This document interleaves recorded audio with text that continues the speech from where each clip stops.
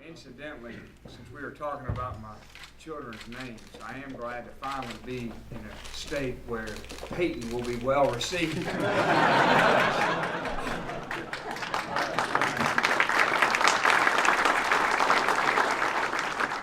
identify yourself for Coach, please.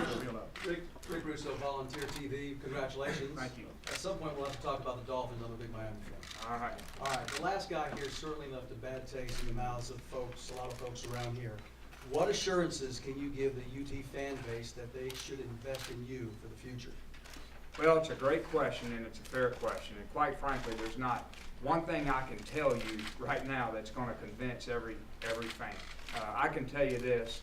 If you look at every move that I've made, there hadn't been one move that our family's made, not one move that I've made, where I wasn't going to say, well, I can be here for 20, 25 years, as long as I could be. And I made that move with Rustin.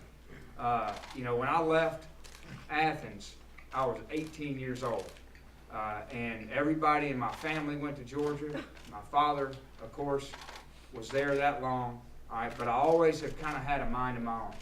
And I went to school and did something different. Everybody thought I should do something. I went to law school, and then everybody thought I shouldn't be coaching, and I go into coaching.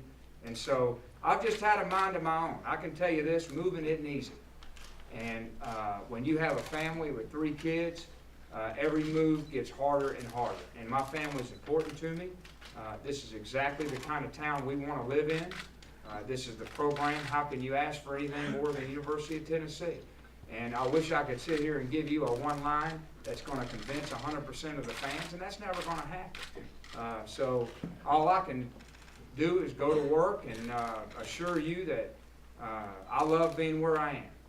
And, I'm not looking to leave, and knowing that there's been a ton of coaches who said the same thing, and they've done it. So I don't know how best to answer that question, other than tell you I've never been more excited about the future for my family and for a program and for living than I am right now. Yes, sir. Jimmy Himes with the Sports Animal. Have you assembled a staff? Well, it's very premature to start talking names and specifics. And the first thing that I'm going to do is hopefully sit down with all the coaches that are here. Hey, I hope that they want to stay. I hope they believe in me. I hope they've made a lot of phone calls about who I am and what I represent.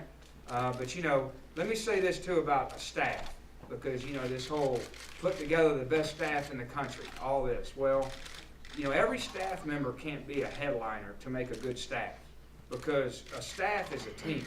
And each member of a staff brings strengths. Each member of the staff has things that maybe they don't do as well, and it's no different than assembling a football team.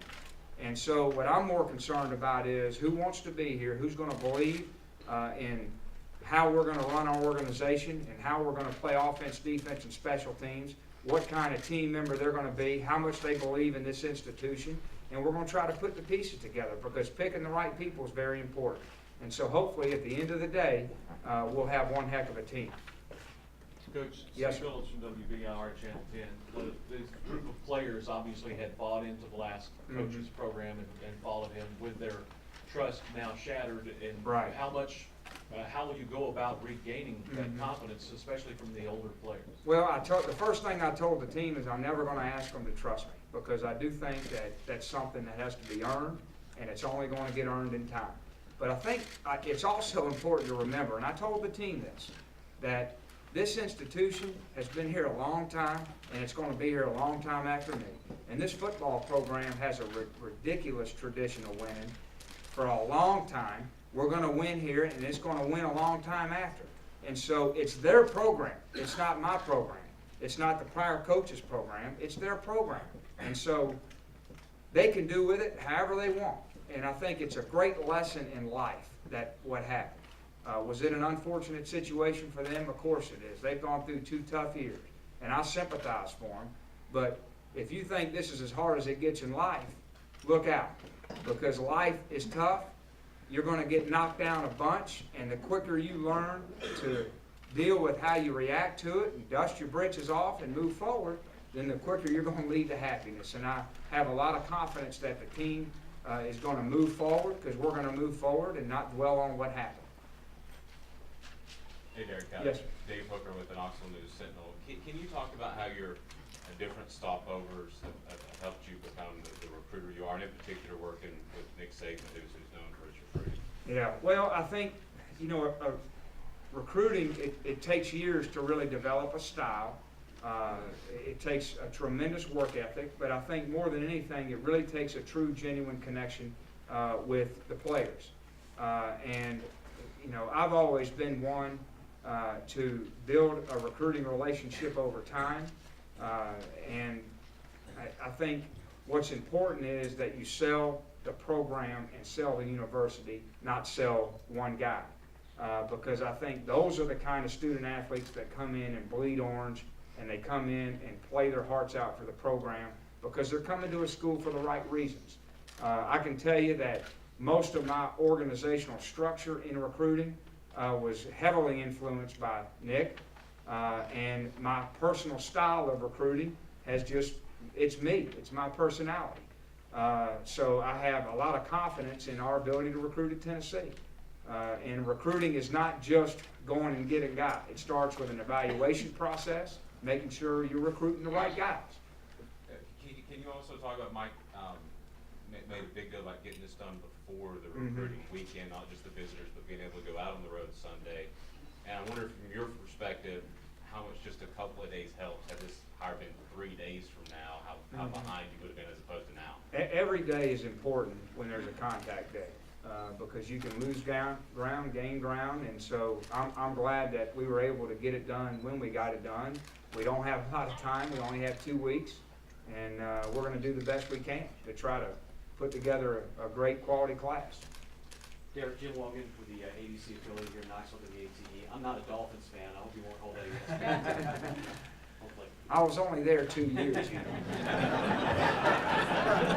We're talking more about the Dolphins than we are Tennessee. You mentioned your dad, and I'm just curious, 2 parts. His reaction when he found out you were a coach at Tennessee, and as a follow-up, you mentioned Nick and your dad. Just the qualities, you sort of mentioned Nick a second ago, the qualities you take from your dad, I guess, stepping into this job. Well, he was extremely excited for me. And, I've kind of seen a part of my dad that I really never saw growing up as he's watching me grow as a coach in my career. And, I'm told that he gets more nervous than anybody during games and won't even listen to the games or watch them, which shocks me as a guy who stood on the sidelines that long. But very excited, and I think everybody you come in contact with helps develop your value set, what you believe, what you think is important to win, and what your style is. And certainly my father and Nick Saban had a tremendous influence in different things.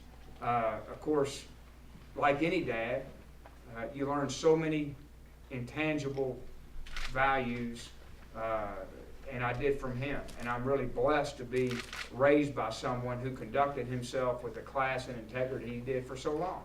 I think that working with Nick, it was a very demanding environment, but allowed you to really blossom as a coach if you were willing to do it. And so a lot of the organizational structure and infrastructure and what's important in winning and losing had an influence. But beyond that, there's so many other people. I mean, my mother had a tremendous influence. I probably talk a lot more than my dad, so get ready for that, and that is because of her. And I've tried to temper it through the years, but sometimes I can get going and not stop. So I've just been blessed to be around so many people who forged my belief system.